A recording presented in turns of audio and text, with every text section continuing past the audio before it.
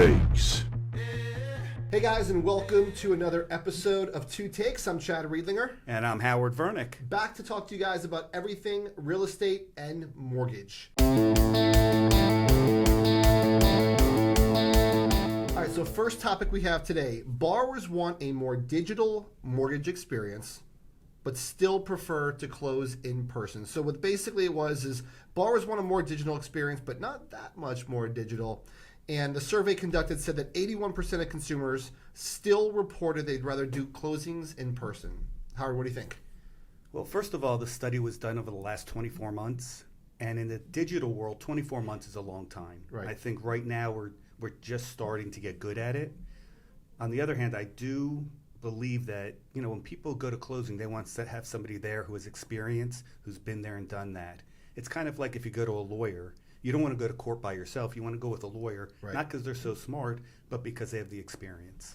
Yeah, and I think, look, buying a home is still a really big deal. And so the study went on to say that 47% of people were still anxious about the closing, and 43% they were nervous. So, I think at the end of the day, look, it's a big deal when you're buying a home and you're getting a mortgage and borrowing hundreds of thousands of dollars.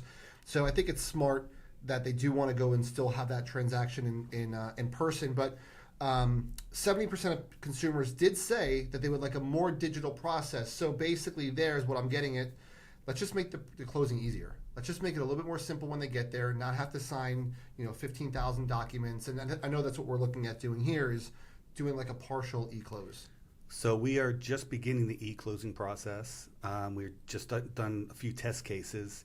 And what we're going to do is take the documents that are truly disclosures, that don't need a notary, that aren't filled with numbers, that are just talking about the experience Right. itself, and letting them sign that at home. We'll have somebody there if they have any questions, and they don't have to sign every document. They can come in and ask questions about documents at the closing. And then things like the mortgage and note and anything that has to be notarized, which is like 5 or 6 documents, we're going to have them do that at closing, and it'll just improve the whole experience. I think that's the perfect mix. They get there, they sign just a few documents, 15 minutes, you're in and out, but they still get a chance to ask those questions in person if they like to.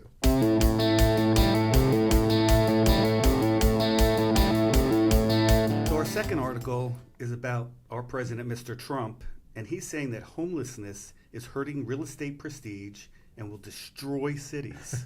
Like the conviction.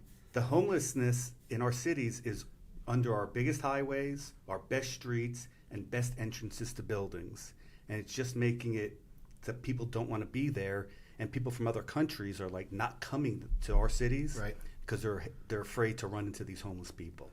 Well, I can personally say I have experienced this live and in person. So, we traveled to New York quite a bit, and obviously there's a large amount of homeless in New York City. And then this past summer we went to California. We flew into San Francisco, and it's pretty bad. I mean, it's so I can understand where he's coming from. Of if you're paying $1.5 million or $2 million to for an apartment, and you can't get into your front door of your building because there's 5 homeless people with a tent pitched, I can understand what he's Right. what he's trying to say, but I don't really know what the solution is for all this. Well, that's the question, is what's the answer?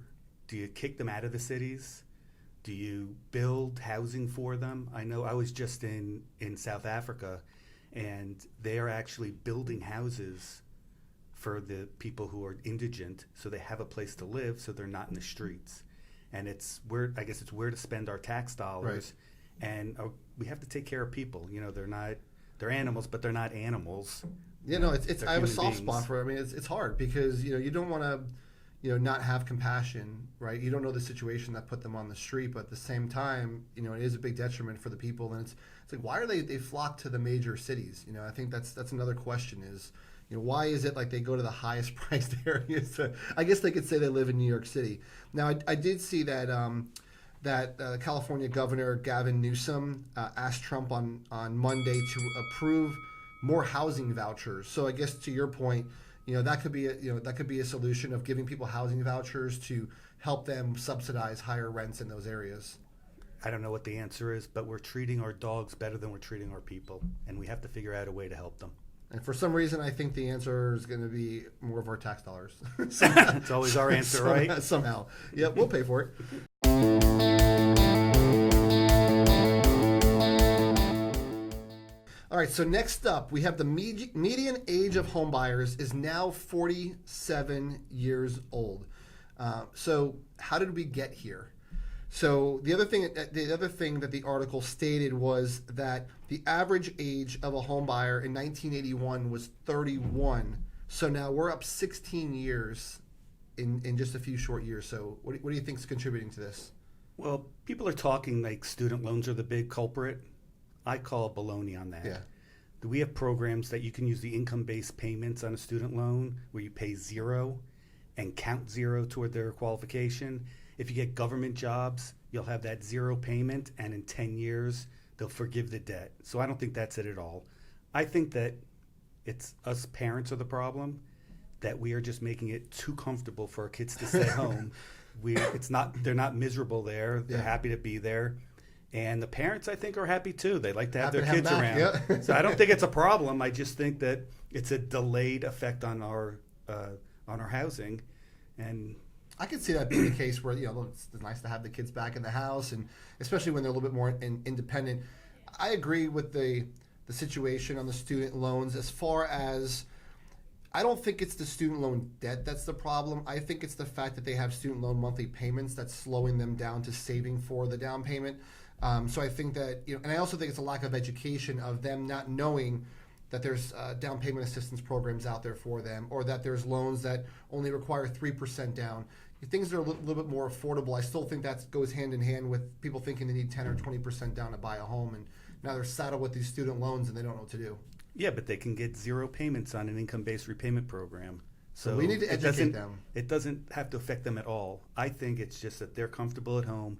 They want to live in hot areas that they can't afford, and they should just, if they're happy at home and the parents are happy, it's not a problem. Yep. But if they're not happy, they have to lower what they're looking for and go into areas that they can afford.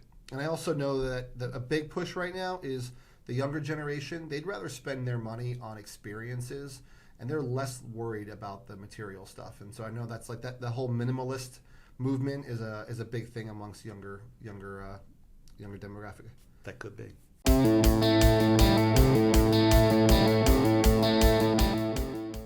Headlines. Climate change could end mortgages as we know them. This is good. Now, most of us, the climate changes by a degree or two, we don't really care so much. But what's happening is in the Antarctic, the ice is melting and the water is flowing down to our countries, and that's raising the water levels. So places where there's flood areas, where there's very low housing, right. Areas where there's very low lying areas, they flood, and now they're becoming areas that you can't even build in. In California, they have 50,000 homeowners that can't get insurance from the wildfires. Yeah. So the whole issue is that we have to do something about it now and not wait till it becomes a problem, and not wait till our cities become downtrodden and then we come up with this great idea to do something about it. I gotta be honest. When I first read the line of climate change could end mortgages, I'm like, okay, because I'm only looking at it really from my own bubble. And look, I've lived my whole life in South Florida, so what's one more degree hotter, right? So for me, it's just like that's all BS. I didn't even associate it with the flooding part. And so I know that you recently witnessed this in person, and so I was just like, look, you can still get a mortgage if it's 104 degrees in your area.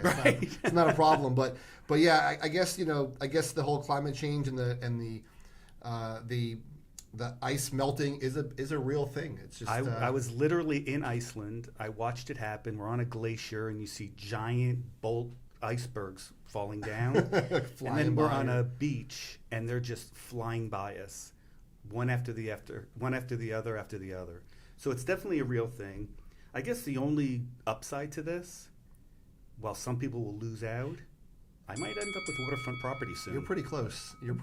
So, hey, you know what? For everybody who has to go through a hardship, somebody else has to benefit, right? So Howard's going to be on the Atlantic Ocean soon. So, guys, we hope you enjoyed another episode of Two Takes. I know Howard and I enjoy doing this and bringing you guys cool information that's relevant to you. If you have any questions, please ask us in the comments below. And what do you think? Do you think climate change is going to end mortgages as we know it. We'd love to hear your thoughts on that. Until next time, I'm Chad Riedlinger. And I'm Howard Vernick, and we want to thank you for joining us. Have a great day. Bye-bye.